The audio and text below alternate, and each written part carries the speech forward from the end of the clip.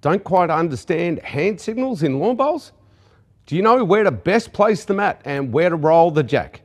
Maybe you want to learn to be able to read changes in the green. These questions and more will be answered shortly, so let's get on with it.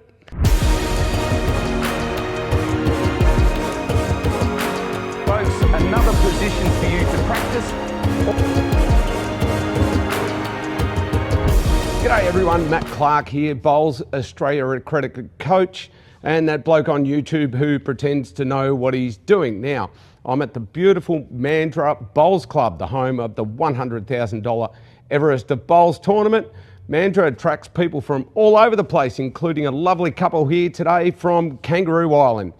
So this type of video is something new, and thanks to the people who have supported me through the channel. I recently asked on Facebook for a video ideas, so this video is a mix of all of those different questions from different people. Now this will probably happen from time to time. So before we get started, if you haven't already, subscribe below to get notifications of when my videos are released. If you like this video, then please click the thumbs up and feel free to leave comments and more ideas for future videos. Also jump on and follow the Facebook page. Now, first up, I had a wonderful comment come through Facebook the other day. The carer of a young man over in the UK asked if I could send him a signed copy of my shirt. Now, firstly, I'm no superstar, so I won't be doing that, but I'll be doing one better. Bish, how are you, buddy? Thanks very much for watching my videos and enjoying them. I appreciate people like you that are getting enjoyment out of these videos, and I want to know that you, my friend, are getting your own Match Jackson Balls top with your own name on it. So, Bish, you'll see that in the mail very soon. Righto, let's get on to the first question. So I had two people ask me about this one. Bob Craig and Alan Dent asked me through Facebook to go through the importance of mat and jack placement. There are two scenarios here to go through. Now, the first is pennant, group or triples where you have a skip. If you're playing lead and are asked by the skip to do something different, don't question it, just do it. All right, there is actually method to their madness. Now, generally, you will change the length of ends to suit your team or to try something different in terms of length to get the opposition off their game. Now, it's the same in singles or pairs, but I'll get to that in a minute. Now, the important part of this is mat placement. Now, I see people on or at varying levels using the tee to about the 3 or 4 metre mark as their preferred placement. Now, why? Why keep giving your opposition a similar look at the line and markers on the green to aim towards? Now, if you move the mat to a metre short of minimum length, it's a completely different look to putting the mat on the tee. Now, again, if the skip is asking you to do it, by all means ask the question or have consultation before the jack roll, but get on the same page. Now, the second part of this is if you're playing pairs, after 3 bowl or say walking pairs, as it's known, again, if the mat placement keeps going down in the same place, people get the line pretty quickly. If you've lost a couple of ends in a row, rather than put the mat in the same spot and changing the length of the jack roll, move the mat to 5-7 metres away from the tee and then vary your jack roll. A few ends later, change the mat position again to play with the lines again if that doesn't work. Now, if we place the mat here, there's a certain line that will take depending on the length. Say full length, my line might be a touch outside the peg. If I move the mat up 5 metres, the line changes to just on the peg. If I put the mat on the minimum length, that then changes the length or changes the line to a touch inside the peg. Now, one of the things that fascinates me in any type of play is when a team or individual is 3 to 4 shots up, on the last end, they put the jack smack in the middle of the green. Now, why would you give the opposition a heap of get out of jail cards by doing that? I will generally move the mat up to the minimum length, go back 2 metres and aim for the tee. That gives you about 4 metres of space to get it right. I will bet that very few will get the required 3 to 4 shots to beat you because killing the end is pretty much out of the equation. Plus, the room to get that many shots in shortened dramatically. Now, just my little tip there, again, my view on things. So let's go to the next question. Up next, we have a Jaron Bailey asked me to explain hand signals. Now, this topic is like asking someone to interpret something in 4 different languages. So I'll give you some examples on differing hand signals, knowing that one hand signal does not fit all. While we're on the subject, hand signals should only be used for the hearing impaired. Now, that's what we use them for. Now, if you can hear fine, tell your skip or your teammate to actually use their mouth to speak the language that you can hear and understand. It's not that bloody difficult. So let's go through a couple of examples. Righto, so some of the simplest of hand signals are like this. So that side, if I'm pointing my hand out that way, it means draw that way. If I'm pointing that way, it means draw that way. Now, sometimes, and this is a difficult one, sometimes a foot placement, for example, like that, can mean a couple of different things. It can mean I want you to bowl through to there, or I want you to get contact onto that bowl. Now again, you've got to be very careful. And this is where the best thing to do, if you're unsure, walk halfway up the green and go, Skip, what are you asking? Do you want me on that bowl, or do you want me to get it out, or do you want me to through to that spot? Now the other one is people doing this, come through. Now, I always ask the question, yep, so you want me to, and again, I'll walk halfway up the rink. Do you want me to come through it with a ton of weight, or do you want me to play a swooping shot to back here, for example? So these are some of the that you need to be very when playing with the skip. So for example, sometimes, the skip will through to here, and they will generally give you a guide they want you through inside that bowl onto that, or again, inside that bowl, so you sort of get the idea. But the hand signals are like this, and placing your foot like that, right, they're the ones you've got to be careful of. So again, ask the question. There's no harm in you walking up 3/4 of the way or walking up halfway and asking the question just to get some clarification. We've all been in trouble for doing the wrong thing because the skip in their head has one idea and you have in your head another idea.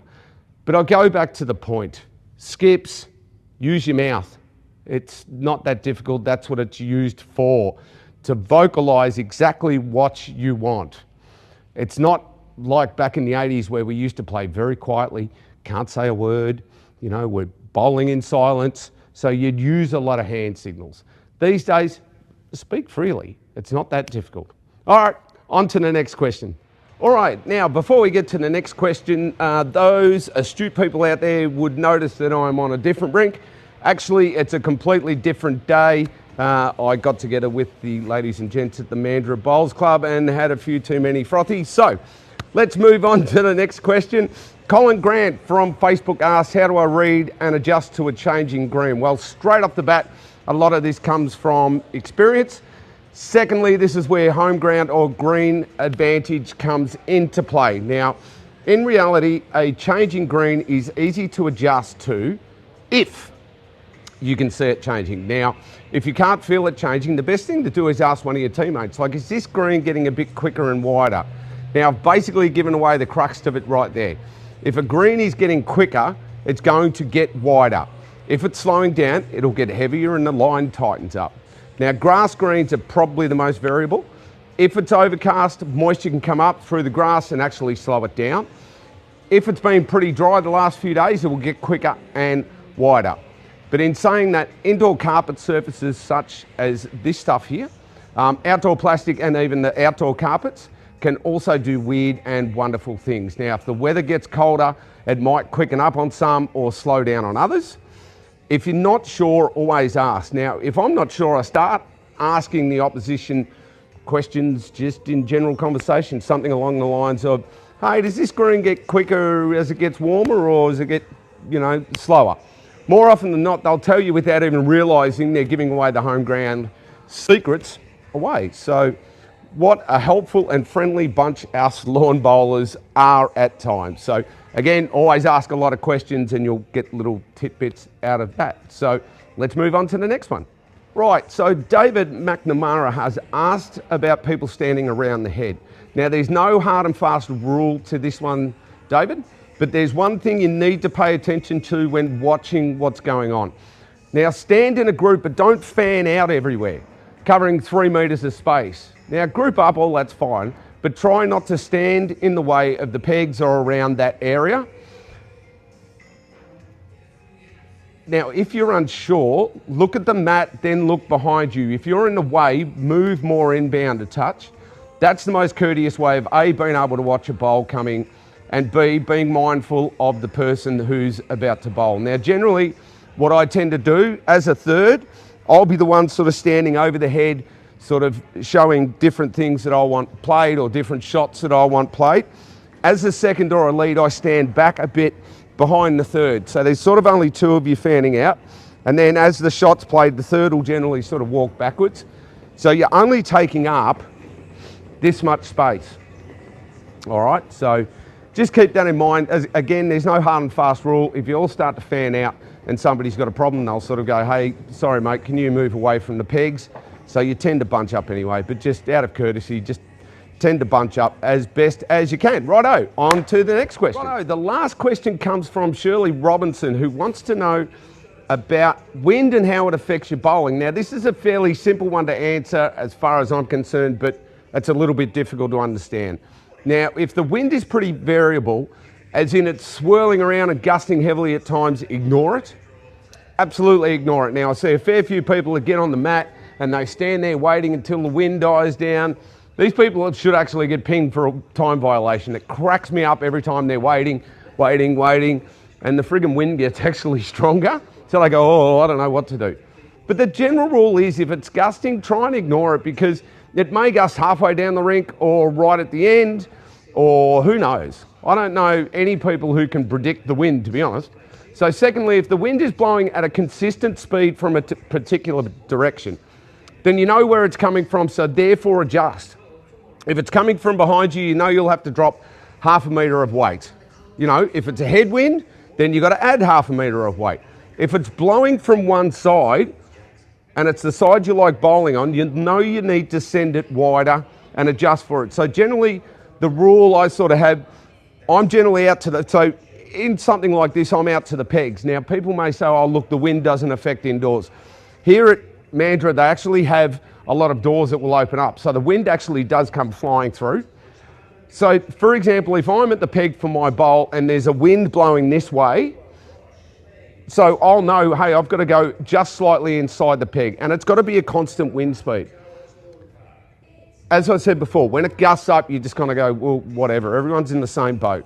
If you're trying to adjust for gusts, you're going to be there all day. So again, if I'm on the peg, right, and the wind's blowing this way, bring it in a touch, right? If it's going the other way, then I take it out a touch.